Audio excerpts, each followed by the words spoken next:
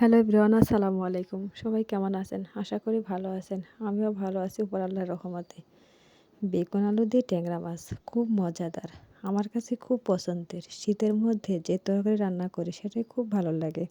শীতের সবজি তো অনেক টেস্টি হয় বলেন। নতুন আলু দিয়ে ছোট মাছ রান্না করলে খুব মজা লাগে। গ্যাসের চুলাতে রান্না করতেছি। অতিরিক্ত ঠান্ডা পড়তেছে। মাটির চুলাতে রান্না করতে ভালো লাগছে না। বন্ধুরা, আমার চ্যানেলটি সাবস্ক্রাইব করে অবশ্যই পাশে থাকবেন। ইউটিউব চ্যানেল, ফেসবুক পেজে ফলো, কমেন্ট, লাইক করে পাশে থাকবেন। আমি আপনাদের পাশে আছি ইনশাআল্লাহ।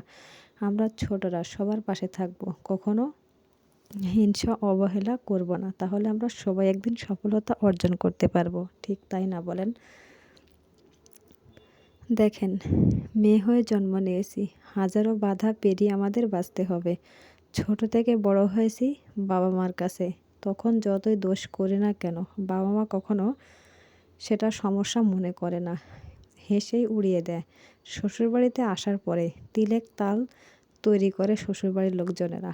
তাদের মন পাওয়া খুব ভাগ্যের ব্যাপার, তাই না বলেন? তারপরে কিন্তু মেয়েদের মানিয়ে চলতে হয়, কিছুই করার থাকে না। শ্বশুর শাশুড়ির মন পাওয়া অতটা সোজা নয়। যারা মেয়েরা শ্বশুর শাশুড়ির সহ একসাথে সংসার করে তারাই বোঝে যে মেয়েরা শ্বশুর শাশুড়ির সাথে কীভাবে চলাফেরা করে। একটু ১৯ থেকে ২০ হলেই বাবারে বাবা, কথা শোনাতে শোনাতে কলেজা কানা করে ফেলে। এটাই বাস্তবতা।